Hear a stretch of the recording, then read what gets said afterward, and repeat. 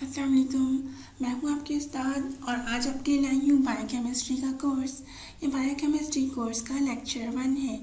इसके अंदर हम बायोकेमिस्ट्री का इंट्रोडक्शन करेंगे।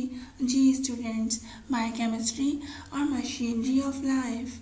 जी हाँ, बायोकेमिस्ट्री के अंदर हम क्या पढ़ते हैं, मशीनरी ऑफ लाइफ को स्टडी करते हैं कि हमारी ज़िंदगी का जो केमिकल प्रोसेस है, लिविंग सिस्टम का जो केमिकल प्रोसेस है, बायोकेमिकल प्रोसेस, हम उसको स्टडी करते हैं।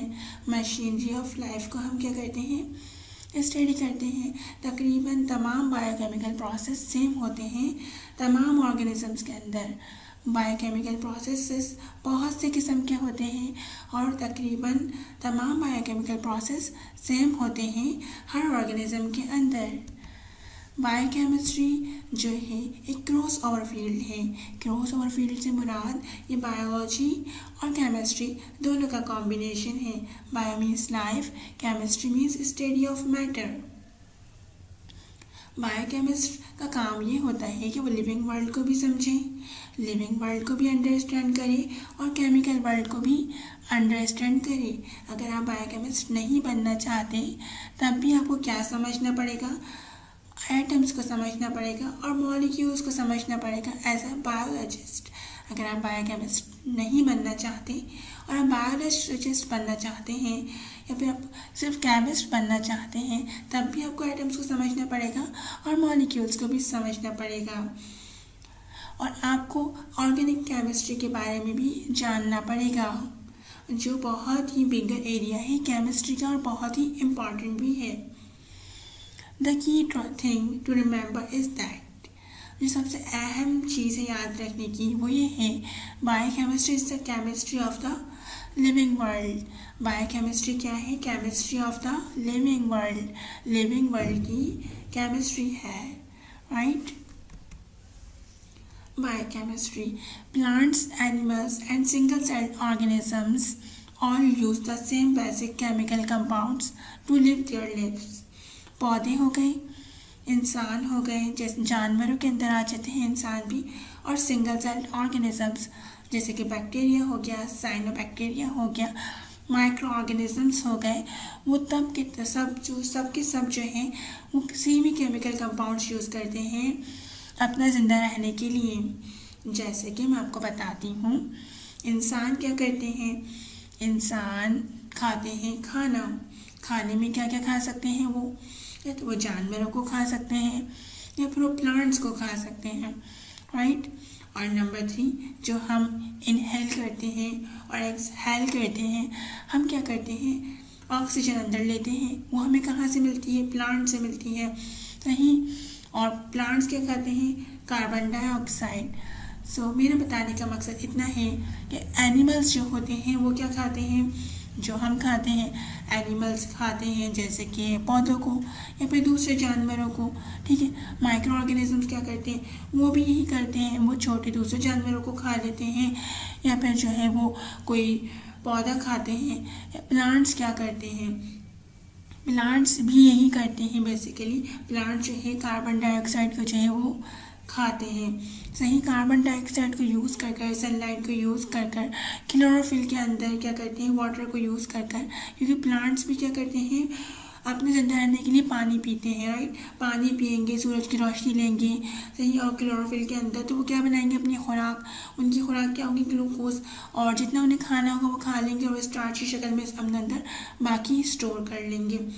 Biochemistry is not about the cells और द ऑर्गेनिजम्स। बायोकेमिस्ट्री जो है वो ना ही सेल्स के मुताल्लिक है और ना ही ऑर्गेनिजम्स के मुताल्लिक है। It's about A smallest part of those organisms. ये उन ऑर्गेनिजम्स के सबसे जो छोटे पार्ट है उसके मुताल्लिक है, उससे इसका जो है ताल्लुक है। मॉलिक्यूल्स, जिनको हम क्या बोलते हैं, मॉलिक्यूल्स। बायोकेमिस्ट्री का ताल्लुक ना ही सेल से है ना ही ऑर्गेनिजम्स का। बायोकेमिस्ट्री का ताल्लुक जो है मॉलिक्यूल से है, जो है किसी भी ऑर्गेनिज्म के क्या स्मॉलेस्ट पार्ट हैं। और वो कौन से मॉलिक्यूल्स होते हैं जो बायोकेमिस्ट्री के अंदर पढ़ते हैं, बायोमॉलिक्यूल्स। हम बायोकेमिस्ट्री के अंदर बायोमॉलिक्यूल्स को पढ़ते हैं।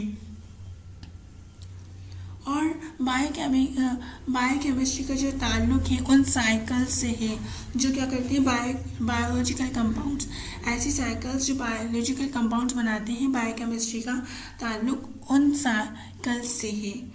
ठीक, अब हम उन साइकिल्स के बारे में पढ़ते हैं। रिपीटिंग बायोकेमिकल साइकिल्स, जो बायोकेमिकल साइकिल्स हैं बार बार रिपीट होती हैं। वो क्यों होती हैं? जैसे कि एनर्जी मिलती है सनलाइट से। सनलाइट की एनर्जी जो है प्लांट्स एब्जॉर्ब करते हैं और वो क्या करते हैं, लाइट रिएक्शन परफॉर्म करते हैं, फोटोलाइसिस करते हैं, सूरज की रोशनी में जो है वाटर को ब्रेक डाउन कर देते हैं।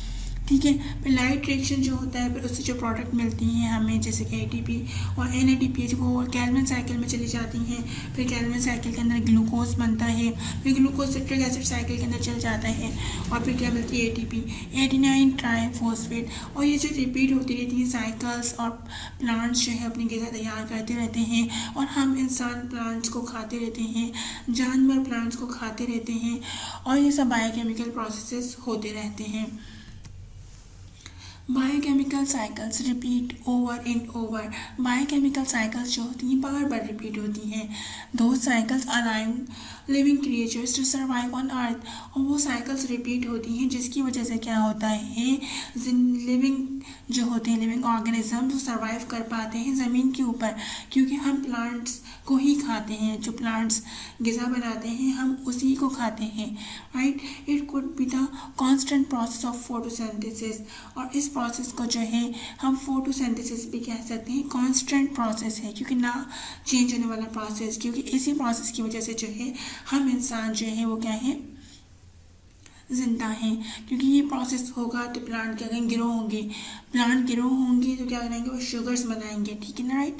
प्लांट जो क्या बनाते हैं, शुगर, जिनको हम क्या बोलते हैं, कार्बोहाइड्रेट। अब कार्बोहाइड्रेट दो किस्म के हो सकते हैं, मोनोसेचराइड भी हो सकते हैं और पॉलीसेचराइड भी हो सकते हैं, डाइसेचराइड भी हो सकते हैं। सिंपल में इनको पॉली और मोनो के अंदर मैंने इसको कर दिया है, क्योंकि मोनो का मतलब होता है 1 शुगर, डाई का मतलब होता है 2 शुगर, पॉली का मतलब होता है बहुत सारे शुगर, ठीक है।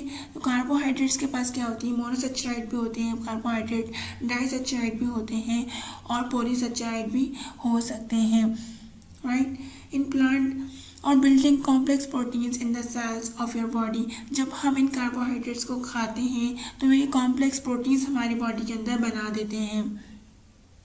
और ये साइकिल्स होती हैं वो किसके ऊपर बेस करती हैं, वो एंजाइम्स और दूसरे प्रोटीन्स के ऊपर क्या करती हैं, बेस करती हैं, जिसकी वजह से क्या होता है, एक छोटा सा एटम मॉलिक्यूल के अंदर क्या होता है, तब्दील हो जाता है।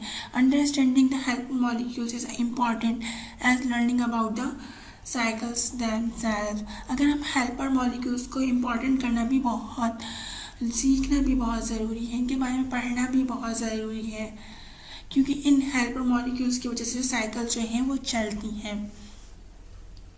हर साइकिल की एक मखसूस प्लेस है, एक मखसूस जगह है। In each one is just a small piece. और हर एक साइकिल जो है एक बहुत छोटा सा है, जो है पीस है, हिस्सा है, that helps an organism survive. क्योंकि हर साइकिल जो है एक ऑर्गेनिज्म के सर्वाइव करने के लिए बहुत ज़रूरी है। अगर एक भी साइकिल स्टॉप हो जाए, for example water cycle stop हो जाए, ठीक है, फोटोसिंथेसिस की कैल्विन साइकिल जो है स्टॉप हो जाए, ठीक है, और इसके अलावा जो है फोटोसिंथेसिस का लाइट रिएक्शन जो है वो स्टॉप हो जाए, तो हम ऑर्गेनिज्म सर्वाइव नहीं कर पाएंगे। क्योंकि जो फोटोसिंथेसिस का प्रोसेस है एक बहुत ही इंपॉर्टेंट प्रोसेस है और इसी के ऊपर सारी की सारी जो है वो जिंदगियाँ डिपेंड करती हैं। In each cycle molecules are used as reactants and then transform into products। Her cycle के अंदर क्या होता है, मॉलिक्यूल्स जो होते हैं वो एज ए रिएक्टेंट के तौर पर यूज़ होते हैं और वो प्रोडक्ट्स के अंदर क्या हो जाते हैं, तब्दील हो जाते हैं। रिएक्टेंट्स क्या होंगे, एक शक्ल से दूसरी शक्ल के अंदर क्या हो जाएंगे, कन्वर्ट हो जाएंगे, और शक्ल को हम क्या बोलेंगे, products. Life is one big network of activity where each piece relies on all of the others। ठीक है, लाइफ जो है एक बिग नेटवर्क है, बिग नेटवर्क ऑफ एक्टिविटी। क्योंकि बिग नेटवर्क ऑफ एक्टिविटी इसलिए है कि ज़िंदगी जो है वो बहुत सारी एक्टिविटीज़ परफॉर्म करती है, सही। और वो where each piece relies on all of the others. जो ज़िंदगी का हर हिस्सा है वो एक दूसरे हिस्से के ऊपर डिपेंडेंट है, right. A compound such as herbicide एक कंपाउंड जैसे कि हर्बिसाइड, ठीक है ना, may only break one part of one cycle in a plant, ठीक है। एक कंपाउंड है हर्बिसाइड, वो क्या करता है, सिर्फ एक पार्ट जो है एक साइकिल का जो है वो ब्रेक करता है प्लांट के अंदर, कर सकता है एक पार्ट, एक प्लांट के अंदर सिर्फ एक पार्ट एक साइकिल का ब्रेक कर सकता है। However because everything needs to work together, क्योंकि जो है हर चीज़ को ज़रूरत है एक साथ काम करने की, the whole plant eventually dies, ठीक है। अगर जो है पूरा का पूरा प्लांट जो है वो क्या हो जाएगा, मर जाएगा, अगर क्या होगा, सब चीज़ें एक साथ काम नहीं करेंगी, ठीक है। Environmental chemist look at the way chemical compounds affect living things and the world around you।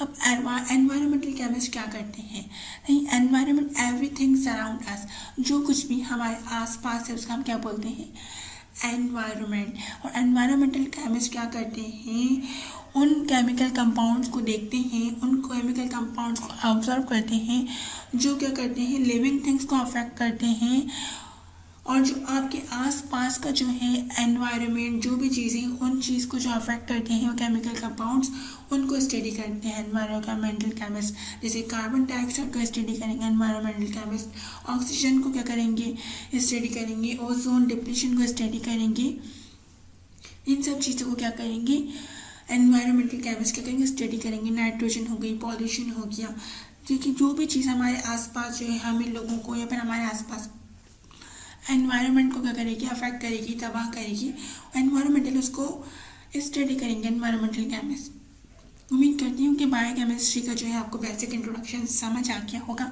अब भी समझ नहीं आया तो प्लीज़ कमेंट करके फ़ौरन पूछ लें और अपना कॉन्सेप्ट क्लियर रखें। अपना बहुत ख्याल रखें, मुझे दुआ में याद रखें, और अगर अभी तक आपने मेरा चैनल सब्सक्राइब नहीं किया तो सब्सक्राइब कर लें, नीचे दिए गए रेड कलर के बटन के ऊपर क्लिक कर और साथ में बेल के आइकन पर भी क्लिक कर दें। अपना बहुत ख्याल रखिएगा। नेक्स्ट लेक्चर में बायोकेमिस्ट्री की फिर मुलाकात होगी। अगर आप सब्सक्राइब कर लेंगे तो आपको फ़ौरन नोटिफिकेशन आ जाएगी। अल्लाह हाफ़िज़।